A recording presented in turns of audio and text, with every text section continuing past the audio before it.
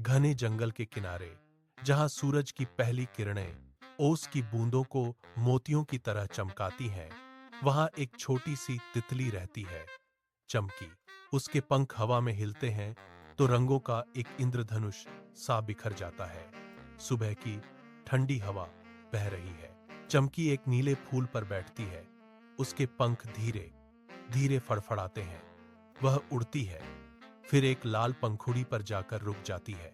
जंगल अभी जाग रहा है। चमकी का नृत्य किसी संगीत की तरह लयबद्ध है। वह फूलों के बीच से गुजरती है। पराग के कण हवा में तैरने लगते हैं। वह कभी ऊपर जाती है, कभी नीचे झुकती है। हर बार जब वह किसी फूल को छूती है तो वह फूल जैसे खिल उठता है। यहाँ सब कुछ शांत है, बस पत्तों की सरसराहट और चमकी के पंखों की हल्की आवाज सुनाई दे रही है। वह एक बड़े सफेद फूल की ओर बढ़ती है, उसके ऊपर मंडराती है और फिर एक चक्कर लगाकर वापस ऊपर की ओर उड़ जाती है। यह सुबह का समय है और जंगल की हरियाली में चमकी का यह नृत्य ही दिन की शुरुआत का संकेत है। फूलों का पीछा करते हुए चमकी जंगल के उस हिस्से में पहुंच गई जहां सूरज की रोशनी कम हो गई है। यहाँ पेड़ घने हैं और जमीन पर सूखी पत्तियों की मोटी परत बिछी है। एक विशाल बरगद के पेड़ के नीचे मोती खड़ा है। उसकी भारी काया जमीन पर एक गहरा गड्ढा बना रही है। मोती की आंखें जमीन की ओर झुकी हुई हैं। वह अपनी सूंड से मिट्टी को धीरे धीरे कुरेद रहा है।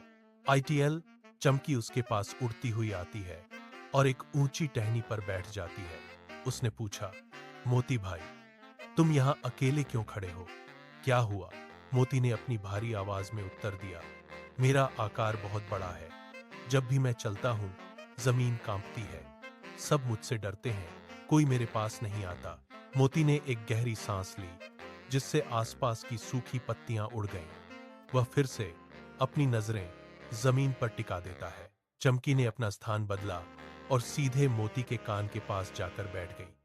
उसने दृढ़ता से कहा, आज से मैं तुम्हारी दोस्त हूं। मोती की झुकी हुई पलकें धीरे से ऊपर उठी। उसने अपनी सूंड को धीरे से हिलाया और पहली बार उसकी आंखों में एक चमक दिखाई दी। मोती ने अपनी सूंड को हवा में लहराया, जिससे बरगद के पेड़ की पत्तियां नीचे गिरीं। चमकी उसके कान के पास बैठकर पंख फड़फड़ा रही है। तभी पास की घनी झाड़ियों में हलचल हुई। सूखी टहनियों के टूटने की आवाज आई। एक चंचल कुत्ता, टॉमी, झाड़ियों को चीरते हुए बाहर निकला। वह तेजी से दौड़ता हुआ आया। उसके पैर जमीन पर जोर जोर से पड़ रहे थे। टॉमी ने मोती के चारों ओर चक्कर काटा। अपनी पूंछ तेजी से हिलाते हुए वह उछलकर मोती के सामने खड़ा हो गया। उसने अपनी गर्दन टेढ़ी की और भौंकते हुए पूछा, यहाँ क्या चल रहा है? क्या मैं भी इस खेल में शामिल हो सकता हूँ? चमकी ने हवा में एक छोटा सा घेरा बनाया और मोती की ओर इशारा किया। मोती ने अपनी सूंड को नीचे झुकाया और टॉमी के सिर को धीरे से छुआ। टॉमी खुशी से उछला और मोती के पैरों के पास गोल गोल घूमने लगा। अब जंगल के उस शांत कोने में शोर बढ़ गया है। टॉमी ने मोती के चारों ओर दौड़ना शुरू किया और चमकी उसके ऊपर उड़ते हुए उसका पीछा कर रही है। मोती ने भी अपनी भारी चाल को थोड़ा तेज किया। तीनों अब एक साथ खेलने लगे हैं। टॉमी कभी मोती की सूंड के नीचे से निकलता है तो कभी चमकी के पीछे छलांग लगाता है। जंगल की वह खामोशी अब हंसी और हलचल में बदल गई है। तीनों समूह एक घने फर्न के जंगल से होकर गुजरे और एक पुराने सूखे पेड़ के पास पहुंचे। पेड़ की जड़ों के पास बिल्ली मीनी दुबकी बैठी थी। उसकी पूंछ जमीन पर थप थप कर रही थी। टॉमी उत्साह से आगे बढ़ा और उसके सामने रुक गया। उसने अपनी पूंछ हिलाकर उसे खेलने के लिए बुलाया। मीनी के कान हिले, लेकिन वह नहीं मुड़ी। वह धीरे से उठी और टॉमी से दूर हट गई। उसने अपनी ठुड्डी ऊपर उठाई और ठंडी आवाज में कहा, मुझे किसी की जरूरत नहीं है। टॉमी वहीं रुक गया और उसके कान लटक गए। चमकी ने उसके पास जाने की कोशिश की। मोती पीछे खड़ा था। उसकी विशाल छाया मीनी पर पड़ रही थी, लेकिन वह चुप रहा। हवा में एक अजीब सी खामोशी छा गई। मीनी का घमंड एक दीवार की तरह उनके बीच खड़ा था। 天色在瞬间暗了下来，厚重的乌云像铅块一样压向树梢，第一道闪电划破长空，紧接着是震耳欲聋的雷声，大雨倾盆而下，雨点猛烈地击打着地面，溅起阵阵泥水。米妮被困在树根下，雨水迅速浸透了他的身体，他开始剧烈的颤抖，缩成一团，试图躲避冰冷的雨滴。他原本高昂的头颅现在低垂着，牙齿在寒冷中打颤。मोती ने स्थिति को भांप लिया। वह तेजी से आगे बढ़ा और अपनी सूंड से बरगद के पेड़ की एक विशाल घनी टहनी को नीचे की ओर खींचा। टहनी झुककर एक प्राकृतिक छत की तरह बन गई, जो बारिश को रोकने लगी। टॉमी ने भी फुर्ती दिखाई। वह आसपास के सूखे पत्तों और टहनियों को अपने मुंह में भरकर लाया। उन्हें उस टहनी के नीचे की जमीन पर बिछा दिया, जिससे एक सूखी जगह तैयार हो गई। चमकी ने हवा में उड़ते हुए उन्हें रास्ता दिखाया कि कहां सबसे ज्यादा सूखा है। मोती ने अपनी सूंड से एक घेरा बनाया, जिससे हवा का बहाव कम हो गया। मीनी ने अपनी आंखों के सामने यह सब होते देखा। उसका पूरा शरीर कांप रहा था। उसने धीरे से अपना सिर उठाया, अपनी पूंछ को जमीन पर पटकना बंद किया और मोती की ओर देखा। उसने अपनी आवाज को धीमा करते हुए कहा, क्या मैं भी तुम्हारी दोस्त बन सकती हूं? 雨后的森林空气潮湿，四人组在茂密的灌木丛后发现了一辆被尘土覆盖的旧巴士。टॉमी आगे बढ़ा और अपने पंजे से बस के पिछले हिस्से को जोर से खटखटाया।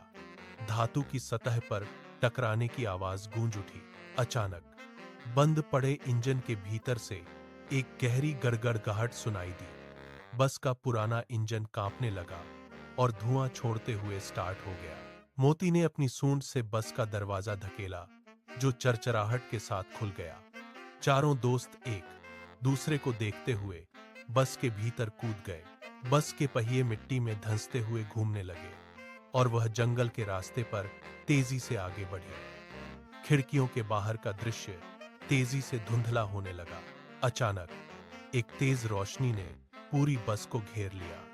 मोती ने अपनी आंखें बंद कर लीं और टॉमी बस की सीटों के बीच दुबक गया। जब बस रुकी और दरवाजा फिर से खुला, तो बाहर का नजारा पूरी तरह बदल चुका था। जंगल की हरी घास अब सुनहरी चमक बिखेर रही थी। वे एक ऐसी जादुई दुनिया में प्रवेश कर चुके थे, जहां भौतिक नियम पूरी तरह से अलग थे। मोती ने अपनी गर्दन ऊपर उठाई और दूर तक फैले इस अद्भुत परिदृश्य को देखा। सुनहरी घास के बीच चलते हुए चारों दोस्तों ने एक अजीब सी आहट सुनी। चमकी सबसे आगे थी।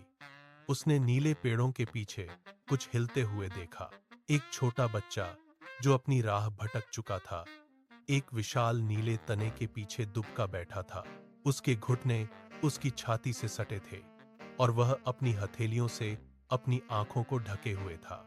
उसके शरीर में लगातार कंपन हो रहा था। मोती ने अपनी विशालकाय सूंड को धीरे से आगे बढ़ाया, लेकिन बच्चा डर के मारे और पीछे खिसक गया। उसने अपनी आंखें बंद कर लीं और धीमी आवाज में सिसकियां लेने लगा। टॉमी ने उसे शांत करने के लिए अपनी पूंछ हिलाते हुए धीरे धीरे कदम बजाए, लेकिन बच्चा अपनी जगह से बिल्कुल नहीं हिला।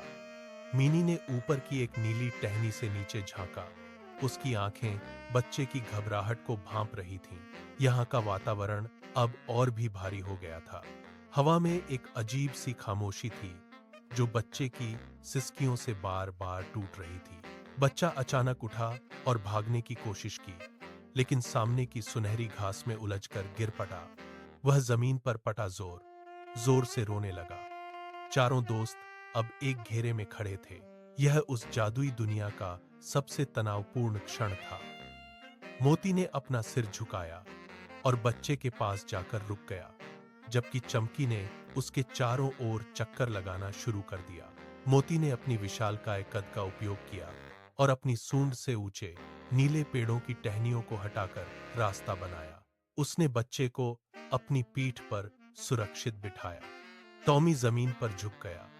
उसने अपनी नाक से मिट्टी की गंध को सूंघा और सही दिशा की ओर तेजी से दौड़ने लगा। मीनी सबसे ऊंचे नीले पेड़ की शाखाओं पर फुर्ती से चढ़ गई। उसने ऊपर से पूरे रास्ते का जायजा लिया और म्याऊं की आवाज में सही रास्ता बताने लगी। चमकी हवा में तेजी से पंख फड़फड़ाते हुए आगे आगे उड़ रही थी। वह हर मोड़ पर दिशा का संकेत दे रही थी। वे चारों एक साथ मिलकर उस जादुई जंगल के कठिन रास्तों को पार करने लगे। जब वे बच्चे के घर के पास पहुंचे तो मोती ने धीरे से अपने घुटने मोड़े ताकि बच्चा सुरक्षित नीचे उतर सके। बच्चा जमीन पर उतरते ही खुशी से उछल पड़ा। उसने अपनी हथेलियों से तालियां बजाईं और चिल्लाया, तुम सब मेरे हीरो हो। चारों दोस्त एक दूसरे के करीब आ गए। मोती ने अपनी सूंड उठाई, टॉमी ने अपनी पूंछ हिलाकर खुशी जताई, मीनी ने संतोष से अपनी आंखें बंद कीं और चमकी उनके चारों ओर गोल गोल घूमने लगी। बच्चे के घर के सामने से वह जादुई बस धीरे धीरे पीछे हटने लगी। चारों दोस्त बस के अंदर वापस कूद गए। इंजन में एक हल्की गड़गड़ाहट हुई और बस ने वापस जंगल की ओर रुख किया। कुछ ही पलों में वे घने जंगल के उसी पुराने बरगद के पेड़ के पास पहुंच गए जहां से उनकी यात्रा शुरू हुई थी। बस का दरवाजा खुला और वे चारों बाहर निकल आए। मोती ने अपने भारी पैरों से जमीन पर एक लकीर खींची, जैसे उसने जंगल की सीमा तय कर दी हो। मीनी अब अलग थलग नहीं बैठी थी। वह टॉमी के पास आकर बैठ गई और अपनी पूंछ को उसकी पूंछ के साथ लपेट लिया। चमकी ने हवा में एक घेरा बनाया और मोती के सिर के ऊपर आकर बैठ गई। अब वे चारों उस जंगल के रक्षक बन चुके थे। मोती ने अपनी सूंड से पेड़ की टहनियों को सीधा किया, टॉमी ने झाड़ियों के बीच छिपे खतरों को सूंघा, मीनी ने ऊंचे पेड़ों से निगरानी रखी और चमकी ने हर आने जाने वाले पर नजर रखी। जंगल की हवा अब पहले से ज्यादा शांत थी। वे चारों एक साथ मिलकर चलने लगे। सूरज की किरणें पत्तों के बीच से छनकर उन पर पड़ रही थीं।